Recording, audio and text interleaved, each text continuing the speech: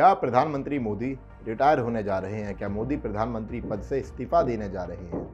क्या अब आरएसएस मोदी के बाद किसी दूसरे को प्रधानमंत्री बनाने जा रहा है, या फिर मोदी ही साल 2029 के बाद भी लगातार देश के प्रधानमंत्री के पद पर बने रहेंगे? आखिर क्या सच है? दोस्तों, आज हम इस सवाल पर आपसे बात करेंगे। नमस्कार दोस्तों, मैं सनी राठी आप सभी का दी कर्मा चैनल पर स्वागत करता हूं। आप सोच रहे होंगे कि आखिरकार मैंने अपने वीडियो की शुरुआत ऐसे सवाल से क्यों की है। क्या ये कोई खबर है या फिर बस एक अफवाह?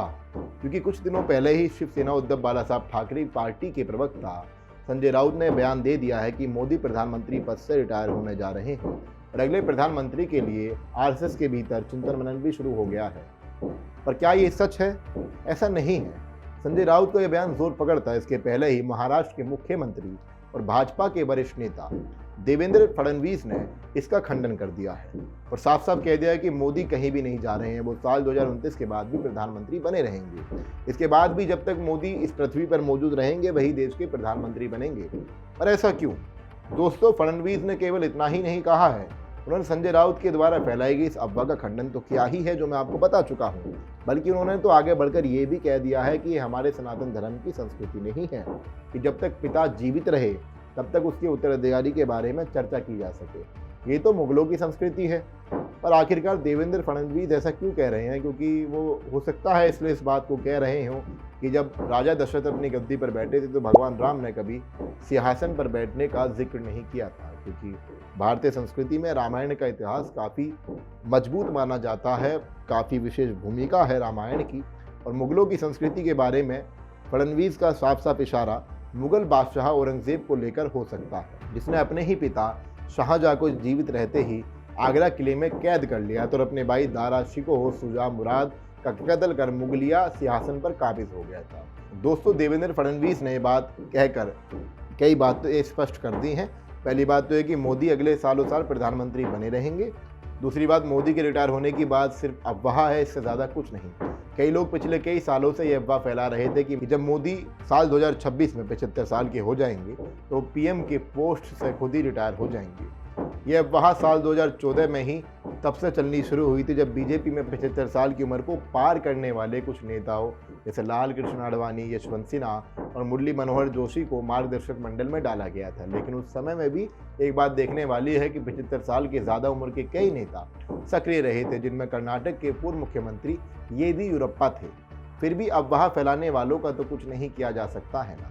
सो मोदी के भी 75 साल पूरे होने के बाद उनके रिटायर होने की अफवाह उनके विपक्षी नेताओं के द्वारा फैलाई जाती रही है। यहाँ तक कि साल 2024 के लोकसभा चुनावों के दौरान खुद अरविंद केजरीवाल ने भी इस अफवाह को हवा दी थी। पर क्या आखिरकार महाराष्ट्र के मुख्यमंत्री देवेंद्र फडणवीस ने इस अफवाह को ख़त्म ही कर दिया है, जब उन्होंने साफ साफ कह दिया है कि मोदी जब तक इस पृथ्वी पर मौजूद हैं उनके अलावा प्रधानमंत्री कोई और बन ही नहीं सकता। लेकिन दोस्तों, सोचने वाली बात यह है कि फडणवीस ने ये बातें केवल कही नहीं है, इन बातों से कई बातों की ओर इशारा जाता है। बातें आपस में ये इंटरकनेक्टेड हैं। कई लोगों का ये मानना है कि मोदी के बाद उत्तराधिकारी की रेस में कोई नाम आगे है तो वो है उत्तर प्रदेश के मुख्यमंत्री योगी आदित्यनाथ का। इसके बाद कुछ लोगों का ये भी मानना है कि गृह मंत्री अमित शाह भी इस रेस में देर सवेर आएंगे। लेकिन तीसरा नाम जो आपको चौंका सकता है वो खुद देवेंद्र फडणवीस का है, जो कभी ना कभी देश में प्रधानमंत्री की पद के मजबूत दावेदार बन सकते हैं। ऐसा क्यों है, इसके बारे में हम आपको आज तफसील से बताने जा रहे हैं, इसलिए आप मेरे इस वीडियो को आखिर तक ज़रूर देखिएगा। दोस्तों, जब साल 2009 के लोकसभा चुनाव में बीजेपी ने उस वक्त के कट्टर हिंदुत्व की विचारधारा का प्रतिनिधित्व करने वाले लाल कृष्ण आडवाणी को प्रधानमंत्री के पद के दावेदार के रूप में खड़ा किया था, तो उस वक्त लाल कृष्ण आडवाणी के नेतृत्व में बीजेपी बहुमत नहीं पा पाई थी, वो असफल रही थी। उस वक्त से ही आरएसएस और बीजेपी दोनों ही एक ऐसे नेता की तलाश में थे जो देश के हिंदुओं को एकजुट कर सकता था। उन्हें इस कार्य को सफल बनाने के लिए नरेंद्र मोदी का चेहरा मिल जाता है। नरेंद्र मोदी गुजरात के मुख्यमंत्री थे और उनकी छवि साल 2002 के गुजरात दंगों के बाद से हिंदू हृदय सम्राट की बन चुकी थी। इसके अलावा नरेंद्र मोदी के कार्यकाल में गुजरात देश का सबसे विकसित राज्य बन चुका था। नरेंद्र मोदी के साथ न केवल देश की हिंदू जनता खड़ी थी, बल्कि उनके पीछे गुजरात और महाराष्ट्र का उद्योग जगत भी खड़ा था। नरेंद्र मोदी आरएसएस और बीजेपी की उम्मीदों पर खड़े उतरते हैं और पहली बार साल 2014 में देश में बीजेपी की बहुमत वाली सरकार बनती है। साल 2019 के चुनाव में भी बीजेपी ने मोदी के नेतृत्व में एक करिश्मा कर दिखाया था। यहाँ तक कि साल 2024 में भी मोदी तीसरे टर्म के लिए कम सीटों के साथ ही सही लेकिन गठबंधन की सरकार के प्रधानमंत्री बन गए हैं।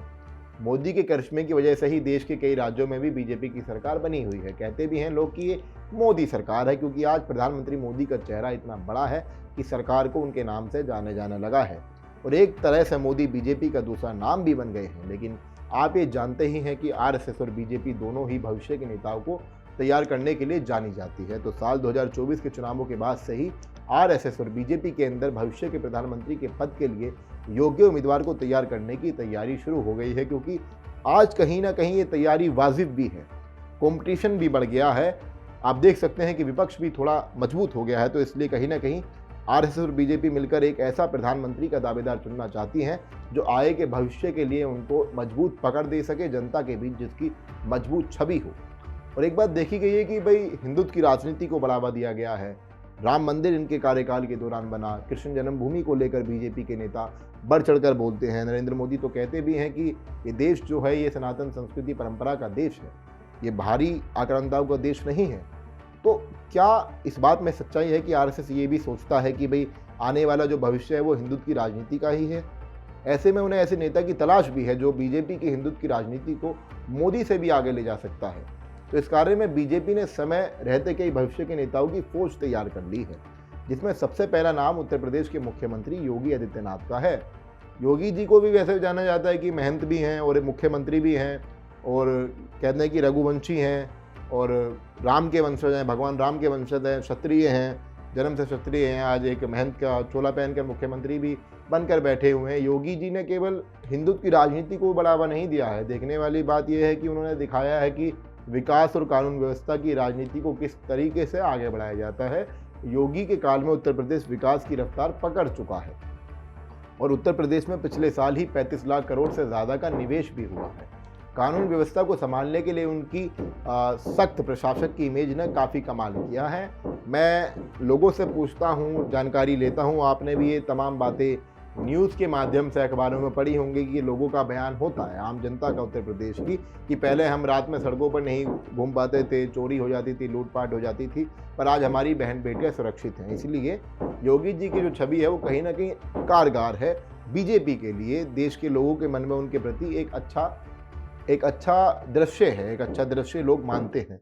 आज पूरी दुनिया में योगी बुलडोजर बाबा के रूप से भी प्रसिद्ध हो चुके हैं। माफियाओं को जेलों में बंद करने और माफियाओं के भय से उत्तर प्रदेश को मुक्त कराने में भी योगी की बड़ी भूमिका मानी जाती है। कहते हैं ना कि बाबा के भय से लोग चने बेचने लग जाते हैं, बाबा के भय से लोग ठेले लगाने लग जाते हैं। ये बात आम है सुनने में कि योगी जी अगर हैं तो कुछ ऐसा कारनामा ना करना, वरना तुम्हारे दरवाजे पे बुलडोजर आ जाएगा। और एक और बात है कि योगी देश के सबसे बड़े सूबे उत्तर प्रदेश का शासन पिछले 2 टर्म में सफलतापूर्वक निभा चुके हैं। इस उत्तर प्रदेश को योगी जी संभाल रहे हैं। संसद में उत्तर प्रदेश से कुल 80 सीटें आती हैं और इसीलिए कहा भी जाता है कि प्रधानमंत्री बनने का रास्ता उत्तर प्रदेश से होकर गुजरता है। स्वयं मोदी ने भी प्रधानमंत्री बनने के लिए गुजरात को छोड़कर उत्तर प्रदेश का रुख किया था और बनारस से चुनाव लड़कर पहली बार संसद आए थे। लेकिन क्या आरएसएस और बीजेपी सिर्फ योगी को ही भविष्य के प्रधानमंत्री के पद के लिए योग्य मान रही है? तो ऐसा बिल्कुल नहीं है दोस्तों। इस रेस में महाराष्ट्र के मुख्यमंत्री देवेंद्र फडणवीस को का भी नाम अब धीरे धीरे लाइमलाइट में आने लगा है। इसके पीछे कई वजह हैं जो आपको हैरान कर देंगी। सबसे पहली बात है कि देवेंद्र फडणवीस देशज ब्राह्मण की जाति से आते हैं, जो आखिरी हिंदू महासाम्राज्य यानी मराठा साम्राज्य के सर्वे सर्वा पेशवाओं की जाति थी। पेशवाओं के समय से ही अटक से कटक तक हिंदू साम्राज्य का विस्तार मुगल साम्राज्य की कब्र पर हुआ था। आज भी पेशवा बाजीराव प्रथम और द्वितीय को पूरा देश महान शासकों के रूप में गिनता है। उस साम्राज्य के संस्थापक और हिंदू पातशाही के जनक छत्रपति शिवाजी महाराज भी महाराष्ट्र की पुण्य भूमि से ही आते थे। दूसरी बात यह कि आरएसएस की स्थापना 1925 में मुख्य रूप से महाराष्ट्र के देशज और चित्पावन ब्राह्मणों ने की थी। आरएसएस हमेशा से ये कामना रखता है कि दिल्ली की गद्दी पर कोई महाराष्ट्री ब्राह्मण बैठे। आरएसएस संस्था और महाराष्ट्र के मराठियों का ये मानना रहा है कि देश की आज़ादी में सावरकर, तिलक, गोखले और चापेकर बंधु जैसे कई महान मराठा ब्राह्मण स्वतंत्रता सेनानियों ने देश की आज़ादी के लिए अपना जीवन कुर्बान कर दिया था। लेकिन 1947 में महात्मा गांधी की जिद पर एक कश्मीरी ब्राह्मण जो कि यूपी के रहने वाले थे, यानी कि देश के सर्वप्रथम प्रधानमंत्री जवाहरलाल नेहरू को प्रधानमंत्री बना दिया जाता है और मराठी ब्राह्मणों के योगदान की उपेक्षा कर दी जाती है। तब से ही आरएसएस लगातार इस प्रयास में लग रहा है कि कभी ना कभी मराठियों और खासकर देशोचित पावन ब्राह्मणों के योगदान के लिए मान्यता दी जाए और कोई मराठी ही देश का प्रधानमंत्री बने। लेकिन ऐसा हो नहीं पाया। जब बीजेपी को पहली बार सत्ता मिली तब भी एक ब्राह्मण यानी अटल बिहारी वाजपेयी ही प्रधानमंत्री बनते हैं। वो मराठा ब्राह्मण नहीं थे बल्कि मध्य प्रदेश से आते थे। चूंकि वो गठबंधन की सरकार थी इसलिए आरएसएस इसमें कुछ नहीं कर पाया। इसके बाद जब बीजेपी सत्ता से दूर हुई तो आरएसएस और बीजेपी दोनों के लिए ये ज़्यादा ज़रूरी था कि सत्ता एक बार फिर से उनके पास आए। इसके लिए उन्होंने हिंदुत्व के उस वक्त के सबसे बड़े चेहरे लाल कृष्ण आडवाणी पर दांव लगाया, जबकि वो एक पाकिस्तान सिंधी रेफ्यूजी परिवार से आते थे। लेकिन लाल कृष्ण आडवाणी और आरएसएस बीजेपी को सत्ता में वापसी कराने में असफल रहे। आखिर में आरएसएस ने अपने एक समर्पित कार्यकर्ता, गुजरात के मुख्यमंत्री और देश में हिंदुत्व और विकास के सबसे बड़े चेहरे नरेंद्र मोदी को आगे किया। बीजेपी ने पहली बार बहुमत की सरकार बना ली, लेकिन अभी भी आरएसएस का वो सपना अधूरा ही था। वो किसी देशत या चित्पावन मराठी ब्राह्मण को दिल्ली के सिंहासन पर बैठा सके, लेकिन जल्द ही उन्हें एक ऐसे नेता में वो सपना साकार होते दिखने लगा है जिनका नाम देवेंद्र फडणवीस है। एक और ख़ास बात है कि आरएसएस की स्थापना के 100 साल 2025 में पूरे हो गए हैं। अब ये बात तो आप जानते हैं कि इन 100 सालों में आरएसएस ने अपनी हिंदुत्व और सांस्कृतिक राष्ट्रवाद की विचारधारा को पूरे देश के कोने कोने में फैला लिया है। अब आरएसएस के लिए ये काम और भी आसान हो सकता है कि वे अपने उस सपने को पूरा कर सकें जो वो देखते आए हैं। तो क्या आरएसएस का ये सपना देवेंद्र फडणवीस पूरा कर सकते हैं, जो कि पेशवाओं की जाति यानी देशज ब्राह्मणों की जाति से आते हैं, जिन्होंने देश में छत्रपति शिवाजी की प्रेरणा से अखिल भारतीय मराठा हिंदू साम्राज्य की स्थापना की थी? क्या आरएसएस ने इस नेता पर दाव लगाया हुआ है? क्या आरएसएस को अपना सपना योगी आदित्यनाथ के रूप में नहीं बल्कि देवेंद्र फडणवीस के रूप में पूरा होता दिखता है? तो चलिए सबसे पहले हम देवेंद्र फडणवीस के व्यक्तित्व का एनालिसिस करते हैं। सबसे पहली बात कि देवेंद्र फडणवीस उस नागपुर शहर से आते हैं जो आरएसएस की जन्मभूमि और मुख्यालय है। पर एक बात और है दोस्तों देखने वाली कि जो देवेंद्र फडणवीस के पिता भी थे वो भी आरएसएस से जुड़े हुए थे। देवेंद्र फडणवीस के पिता गंगाधर राव फडणवीस 1975 की इमरजेंसी के दौरान जेल भी जा चुके थे। देवेंद्र पर इंदिरा गांधी के द्वारा लगाई गई इमरजेंसी का इतना प्रभाव पड़ा था कि उन्होंने महज 6 साल की उम्र में ही उसे स्कूल में जाना बंद कर दिया था, जो इंदिरा गांधी के नाम पर स्थापित किया गया था। अपने पिता के पदचिन्हों पर चलते हुए देवेंद्र फडणवीस को भी अपने राजनीतिक करियर की शुरुआत आरएसएस के समर्पित कार्यकर्ता के रूप में करनी पड़ती है। धीरे धीरे फडणवीस ने नागपुर नगर सेवक और बाद में नागपुर महापौर के रूप में अपने शानदार कार्यों से बीजेपी के नेताओं का ध्यान अपनी तरफ खींचा और साल 1999 में वो विधानसभा पहुंचे। साल 2013 में वो पहली बार महाराष्ट्र बीजेपी के प्रदेश अध्यक्ष बन जाते हैं और उनके नेतृत्व में बीजेपी ने 2014 के महाराष्ट्र विधानसभा चुनाव में अकेले अपने दम पर शानदार जीत दर्ज की थी। देवेंद्र फडणवीस को इसके बाद महाराष्ट्र का मुख्यमंत्री बनाया जाता है और इस सरकार में बाद में शिवसेना भी शामिल हो जाती है। देवेंद्र फडणवीस महज 44 साल की उम्र में मुख्यमंत्री बने और उन्होंने सफलतापूर्वक 5 वर्ष की सरकार चलाई। साल 2019 के महाराष्ट्र विधानसभा चुनावों में पहले हुए लोकसभा चुनावों में भी देवेंद्र फडणवीस ने मोदी सरकार की जीत में अहम भूमिका अदा की थी। बीजेपी ने महाराष्ट्र में शिवसेना के साथ गठबंधन किया था और इस गठबंधन में बीजेपी को महाराष्ट्र की 48 लोकसभा सीटों में 25 सीटों पर चुनाव लड़ने का मौका मिल जाता है, जबकि शिवसेना के पास 23 सीटें थीं। बीजेपी ने इस चुनाव में 25 में से 23 सीट जीतकर देवेंद्र फडणवीस को एक बड़ा चेहरा बना दिया था और शिवसेना ने 23 में से 18 सीटें जीतकर गठबंधन को मजबूती दे दी। इस उत्साह में बीजेपी और शिवसेना ने 2019 में महाराष्ट्र विधानसभा चुनाव में गठबंधन को जारी रखा और बीजेपी विधानसभा की 288 सीटों में 105 सीटों को साथ सबसे बड़ी पार्टी बनकर उभरी। इसमें भी देवेंद्र फडणवीस की चाणक्य नीति को ही श्रेय दिया जाता है। लेकिन शिवसेना जब मुख्यमंत्री पद के लिए अड़ गई तो ये गठबंधन टूट गया। कुछ समय के लिए देवेंद्र फडणवीस ने अजीत पवार के साथ सरकार बनाई, लेकिन अजीत पवार के पलट जाने के बाद और उद्धव ठाकरे के एनसीपी और कांग्रेस के साथ महाआघाड़ी गठबंधन बनाने के बाद थोड़े समय के लिए देवेंद्र मुख्यमंत्री पद से वंचित हो गए। शिवसेना के उद्धव ठाकरे के नेतृत्व में कांग्रेस और एनसीपी ने महाराष्ट्र में अपनी सरकार बनाई और उद्धव ठाकरे महाराष्ट्र के मुख्यमंत्री बन जाते हैं। लेकिन देवेंद्र फडणवीस हार मानने वालों में से नहीं थे। उनकी राजनीतिक बुद्धि को कम आंकना ठीक नहीं होगा। 2.5 साल के अंदर ही शिवसेना के नेता एकनाथ शिंदे ने शिवसेना को तोड़ दिया और देवेंद्र फडणवीस एक बार फिर लाइमलाइट में आ जाते हैं। देवेंद्र फडणवीस चाहते तो एकनाथ शिंदे की जगह खुद मुख्यमंत्री बन सकते थे, लेकिन मोदी और अमित शाह की सलाह पर वो उप मुख्यमंत्री बने और एकनाथ शिंदे महाराष्ट्र के मुख्यमंत्री बन जाते हैं। ऐसा माना भी जाता है कि शिवसेना के 2 टुकड़े करवाने में देवेंद्र फडणवीस की ही राजनीतिक बुद्धि लगी थी। लेकिन देवेंद्र यहाँ तक चुप नहीं बैठने वाले थे। जिन शरद पवार को महाराष्ट्र की राजनीति का सबसे बड़ा चाणक्य माना जाता था, उन शरद पवार की पार्टी एनसीपी भी कुछ समय के बाद टूट गई और शरद पवार के भतीजे अजीत पवार शिंदे सरकार में शामिल हो गए। कहा जाता है कि जिन शरद पवार की आलोचना से मोदी भी बचते थे, उन शरद पवार को राजनीतिक रूप से हाशिए पर लाने का मांझा अगर किसी ने दिखाया तो वो सिर्फ और सिर्फ देवेंद्र फडणवीस ही थे। अब तक महाराष्ट्र की राजनीति के केंद्र देवेंद्र बन चुके थे। साल 2024 के विधानसभा चुनाव में बीजेपी ने एकनाथ शिंदे की शिवसेना और अजीत पवार की एनसीपी के साथ मिलकर चुनाव लड़ा और इस चुनाव में रिजल्ट्स में न केवल उद्धव ठाकरे की राजनीति को हाशिए पर ला खड़ा किया, बल्कि शरद पवार को भी वनवास भेज दिया। इस चुनाव में बीजेपी ने अकेले दम पर सबसे बड़ी पार्टी के रूप में जीत दर्ज की थी और एक बार फिर देवेंद्र फडणवीस महाराष्ट्र के मुख्यमंत्री बन जाते हैं। देवेंद्र फडणवीस ने महाराष्ट्र को राजनीति में वो कर दिखाया जो देश की राजनीति में आज तक कोई नहीं कर पाया है। शरद पवार और उद्धव ठाकरे की राजनीति ही खत्म कर दी। इसके बाद ही ऐसा माना जाने लगा है कि अगर देश में अमित शाह के बाद कोई चाणक्य बुद्धि रखता है तो वो सिर्फ देवेंद्र फडणवीस ही है। देवेंद्र फडणवीस ने साबित कर दिया है कि वो न केवल बीजेपी और आरएसएस के समर्पित कार्यकर्ता हैं, बल्कि वो एक चतुर राजनेता और हिंदुत्व की परंपरा पर चलने वाले नेता भी हैं। अभी हाल ही में अबू आजमी ने जब औरंगजेब की तारीफ की तो देवेंद्र फडणवीस ने औरंगजेब के बहाने मुस्लिम तुष्टीकरण की राजनीति करने वाले उन कांग्रेसी और दूसरे क्षेत्रीय पार्टियों की पोल खोल दी है, जो कल तक मुस्लिम वोटों के आधार पर राजनीति करते रहे हैं। देवेंद्र फडणवीस ने औरंगजेब की कब्र को लेकर नागपुर में जो हिंसा हुई, ये संदेश भी दे दिया है कि वो अब इस मामले में योगी महाराज से पीछे नहीं है। अब देखना यह है कि अगर मोदी के बाद किसी को प्रधानमंत्री बनाने के लिए आरएसएस क्या फडणवीस और योगी के बीच चुनाव करेगी, दोनों में किनका पलड़ा भारी हो सकता है। या योगी के पास उत्तर प्रदेश का 80 लोकसभा सीटें हैं, वहीं देवेंद्र फडणवीस के पास महाराष्ट्र के 48 लोकसभा सीटें हैं। जब मोदी गुजरात की 26 लोकसभा सीटों के बावजूद प्रधानमंत्री बन सकते हैं, तो ये साफ है कि सिर्फ ज़्यादा सीटें अपने पास होने वाला प्रधानमंत्री बनने की गारंटी नहीं है। अगर विकास की राजनीति की बात करें तो फडणवीस और योगी दोनों ही एक दूसरे के बराबर खड़े हैं। रही बात हिंदुत्व की राजनीति की, तो अगर योगी के पास संभल का मुद्दा है तो देवेंद्र फडणवीस के पास भी औरंगजेब की कब्र का मुद्दा है। दोस्तों, किसी भी नेता का प्रधानमंत्री बनने के लिए न केवल जनता के सपोर्ट की जरूरत होगी, बल्कि उन्हें उद्योग जगत का समर्थन भी चाहिए होता है।